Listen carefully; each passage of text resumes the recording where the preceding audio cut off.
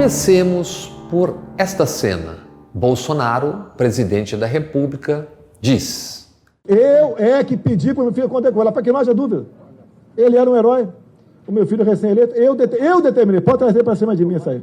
A repórter, então, pergunta: também foi o senhor que pediu para ele empregar no gabinete a mulher do Adriano?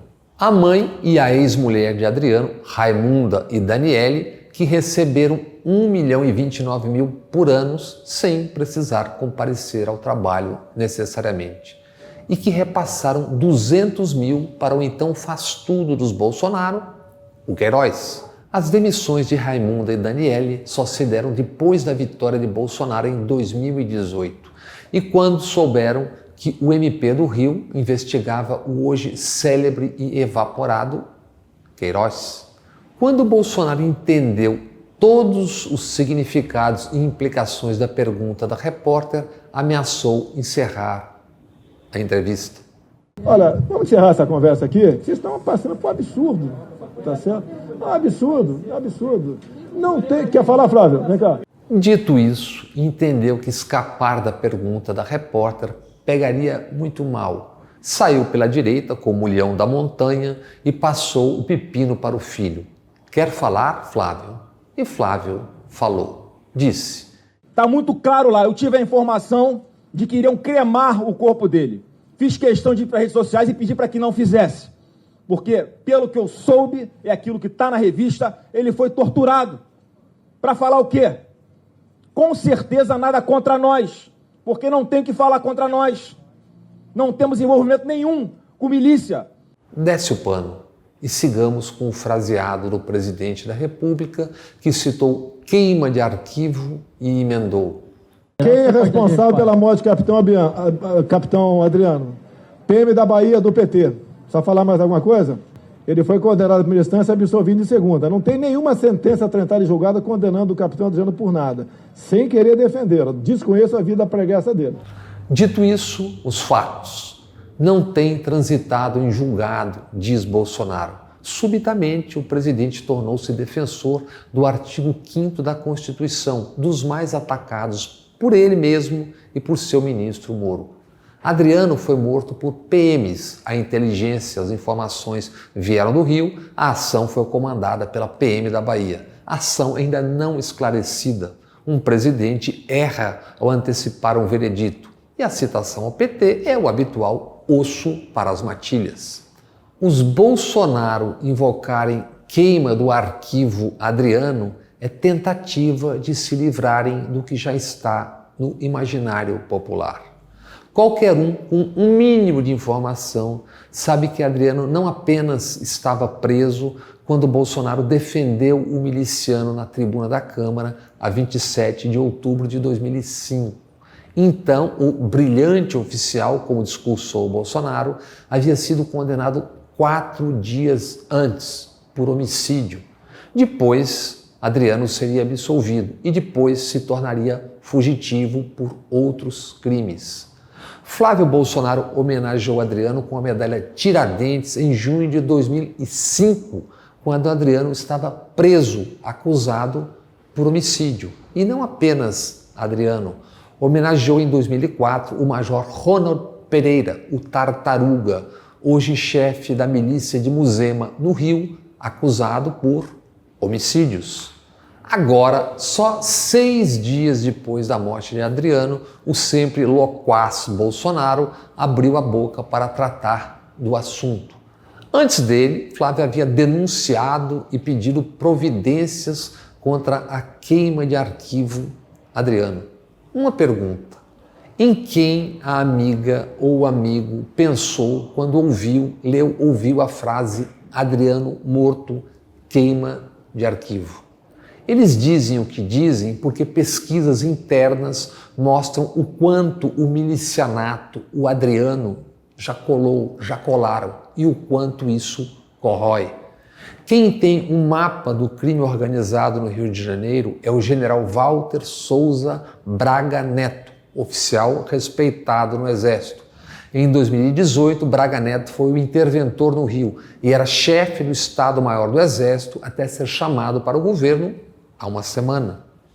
Bolsonaro nomeou Braga Neto chefe da sua Casa Civil 2 dias depois da morte de Adriano. Buscando também equilíbrio entre as Forças Armadas, nomeou o almirante Flávio Augusto Viana Rocha para a Secretaria de Assuntos Estratégicos, a SAE. O Palácio do Planalto é agora um quartel.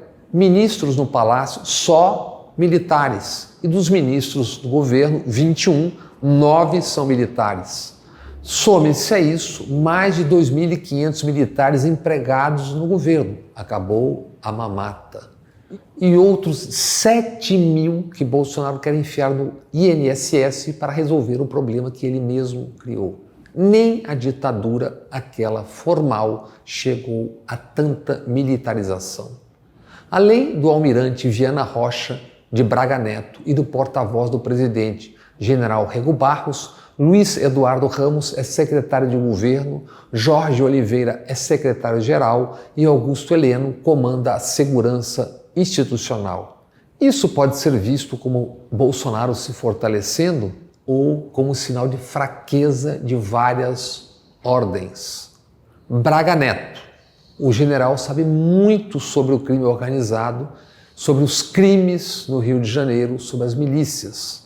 Durante a intervenção no Rio, 2 generais estavam no comando. Além de Braga Neto, o então secretário de Segurança Richard Nunes, hoje chefe de gabinete do comandante do Exército.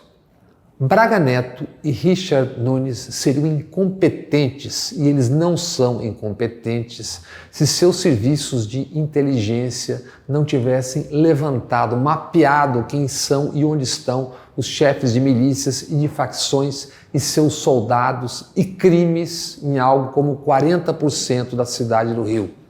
Áreas com estimados 2,5 milhões de pessoas.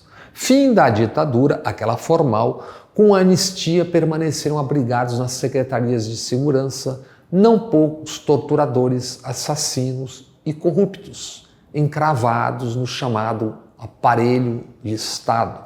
Início da Nova República, tempo de coronéis nas secretarias de segurança, acobertando a sujeira recente e de então. Remanescentes dos esquadrões da morte foram ampliando laços com a criminalidade. Inicialmente com os chefes do centenário Jogo do Bicho, que Brasil adentro, em especial no Rio, desde sempre polícias fingiam, como fingem, não ver. Como governos fingiam não enxergar no Rio bicheiros tomando escolas de samba e a Liesa, a Liga das Escolas de Samba, que organiza e vende o carnaval.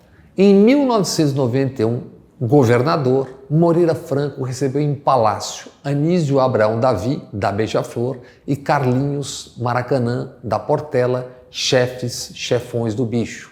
Tempos do reinado do capitão Guimarães, ex-militar acusado de ser torturador na ditadura, de Anísio Abraão e, entre outros, de Castor de Andrade, tornado folclórico, mesmo quando com violência expandia seus domínios para outros estados, como a Bahia, por exemplo. Castor foi visitado na cadeia por Avelange, presidente da FIFA, e por Boni, então todo-poderoso da Globo. Ricardo Teixeira, da CBF, posou para fotos beijando Castor de Andrade no rosto. As milícias, filhas e netas dos esquadrões da morte, nos tempos da ditadura a formal, seguem se expandindo, às vezes aliando-se, por vezes em disputa com facções. Milícia, o empreendedorismo que associa militares, ex-militares e bandidos para domínio de territórios e redes de negócios. Já chegaram à política, da pequena à grande. No Rio, e como se sabe e se vê, Brasil adentro, avança essa necropolítica. No Rio, reinam em comunidades das zonas oeste a norte. Há tempos circundam, tendo como objetivo estratégico controlar o porto de Itaguaí, por onde pode entrar tudo, inclusive drogas e armas.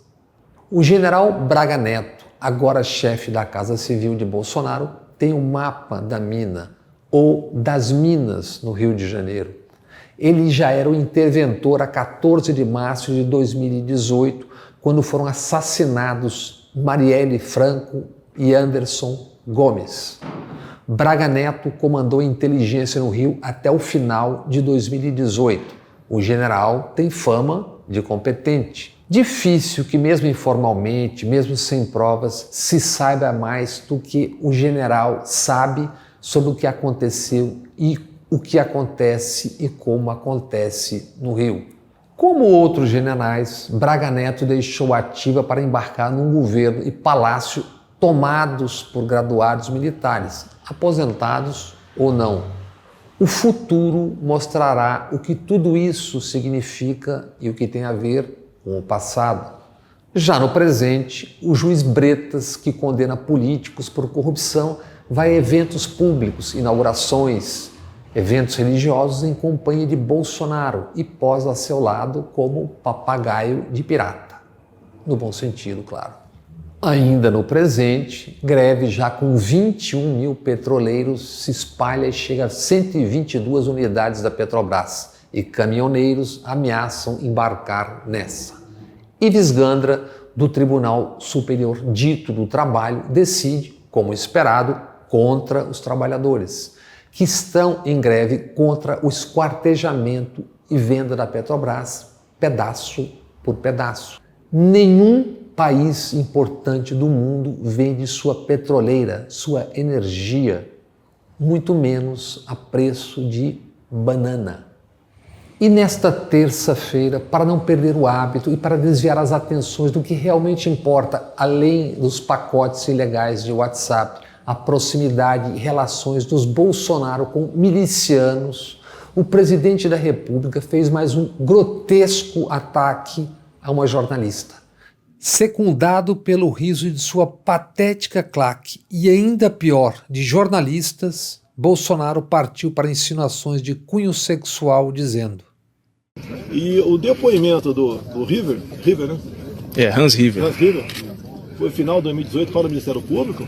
Ele diz do assédio da jornalista, mas dele, ela queria um furo, ela queria dar um furo a qualquer preço contra mim. Até onde vai chegar esse esgoto?